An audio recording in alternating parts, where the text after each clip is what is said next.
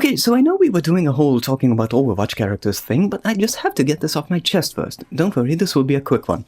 Hampering the aforementioned attempt at brevity is a disclaimer, first and foremost. While I'm going to talk about the story and characters of Final Fantasy XV, oh, and spoilers, obviously, I think it's only fair for me to tell you that I haven't actually played the game myself due to not having a PS4. You see, a friend of mine showed me the movie Kingsglaive, and I found it so cool and intriguing that I slowly just watched the whole game through playthroughs, learned about it from the various wikis and fan theories. If I do get a PS4, this game will probably be the first I get my hands on, just to see what I might have missed. Okay, with that out of the way, as the title of the video already revealed, I can't quite make up my mind whether or not a certain character in the game can be described as a Mary Sue, or Marty Stu, or any of the numerous types of obnoxiously perfect characters that inhabit fiction. For those who don't know, or who are fortunate enough to have never been sucked into the black hole of time that is TV tropes, simply put, a Mary Sue is a character who's either just perfect in every aspect, looks, abilities, status, intelligence, romance, etc., or who is completely average or bad at them, yet the world and the character still treat him or her as the greatest thing since sliced bread. Which I happen to think is quite overrated, actually.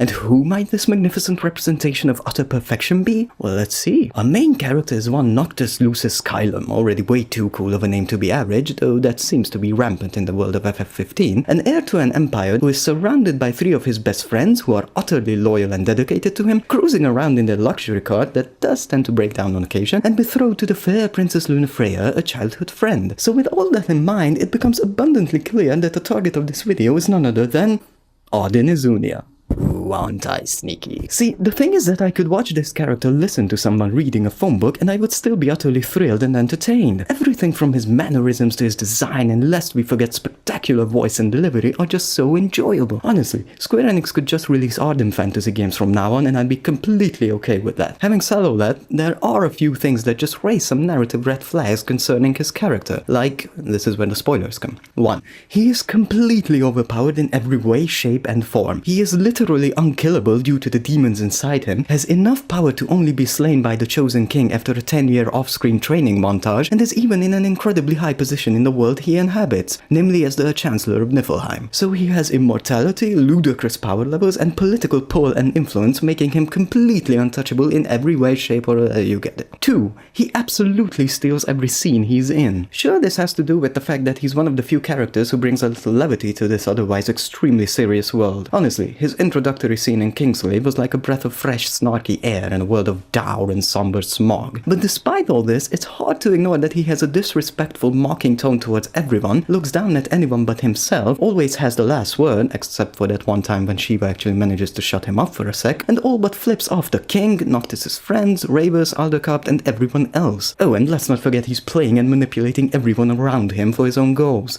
Like, literally everyone. You can almost feel the game will hold its breath whenever he's around. 3. He overshadows every other villain/antagonist. This goes more into the previous point, but I thought I would mention it separately. As mentioned, Emperor Aldercup, the ruler of Niflheim, the opposing country, is killed off-screen and turned into some Resident Evil reject. Ravus doesn't fare much better, being turned into a black goo demon thing and not really getting a well-deserved resolution to his story. I know FF15 had a tumultuous development to say the least, and some things were cut or unused, but it really feels like every other opposition was put to the wayside as to give Ardyn more focus. 4. He is responsible for every single major event in the story. To recap, Ardyn is responsible for Niflheim's military superiority, using his knowledge of demons to establish the Magitech army, is the one who came up with the plan to offer peace so the Empire can steal the crystal and kill King Regis, thus ensuring the fall of Insomnia, kills Lady Lunafreya, which is kind of a big deal since she was supposed to be a healer of the Star Scourge, and initiates the Star Scourge itself, plunging the world into an age of darkness and demons, which is the edgier version of Dungeons & Dragons. Simply put, while the other characters have some degree of impact on the story of FF15, it's always Ardyn who moves everything along, despite there being numerous other players in the world. 5. His backstory paints him in a sympathetic light. A quick summary of his backstory is that a few thousand years ago, tiny demons were infesting people, that's the Star Scourge, and Ardyn had the ability to cure those afflicted by trapping the demons into himself. But since the demons inside him never left, he was considered impure by the Astrals and was denied access to the afterlife. And of course he became immortal.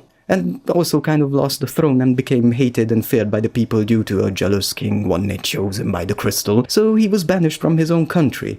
Question mark. Sadly, the game itself is rather vague on these events, since you only get like 4 or 5 sentences from Ardyn himself about what happened, but needless to say, he was wronged even though he only wanted to help people. While it's a nice thing to have an antagonist who's not just evil for the sake of it, this backstory makes him even more, well, Perfect. Oh, he was just trying to help the innocent at the cost of his own well-being, and it was that mean, jealous king that is to blame. Poor Ardyn. And while no amount of tragedy in his past can excuse the things he does in the present, it again feels like the game is more on his side than anyone else's. 6.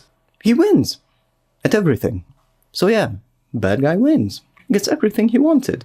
He ended the Lucian bloodline that ostracized and demonized him because King Regis died during the attack on Insomnia, which as a reminder was also Ardyn's doing, and Noctis had to sacrifice himself in order to kill him, making sure that there is no one left to carry on the Lucian legacy. He unleashed a bunch of demons on the world as punishment for the people who turned on him, even though he helped them, so there's that giant middle finger to the world that Ardyn held up. And he also died.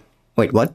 That's a good thing? Well, yes, since he considers his immortality his blessing and curse, is obviously longing for death, most evident when he utters the line, "For a moment I felt death's chill wind, but then I remembered I'm immortal." There's such regret and spite in the way he says it, it's clear he'd much rather be dead than running around with myriad demons inside him for thousands of years. And also he makes sure Noctis becomes powerful enough to kill him, since only then can he know redemption. So, revenge against royalty, a big FU to the world, and finally being able to rest in peace. Dude got everything he wanted, and frankly I don't really see how he could have failed. Noctis was already on a quest to become as powerful as can be, he already had a lot of resources at his disposal, and adding to that the Chancellor of Niflheim himself all but ensures the outcome he wanted. The only thing Ardyn had to make sure was that Noctis hated him enough to want to kill him, which is not that hard to do when you're an all-powerful immortal in high standing with the ruling force of the world. No, and seriously, his voice is just way too cool. So to sum up, our main villain is too powerful, immortal, a complete scene stealer, dwarfs the importance of most characters in the game, and is painted as a sympathetic villain who ultimately gets everything he wanted. Those are the main reasons why I suspect he might fall into the writer's pet villain category, but at the same time, I've encountered plenty of Mary Sue-ish characters before, and they're usually not enjoyable in the least. Yet, as I said at the beginning, Ardyn is A-okay with me, and I find him really interesting. The only thing I would really change about the character is the whole background thing. Maybe instead of benevolent healer of the people who became the victim of some douche, have his backstory be a bit more ambiguous.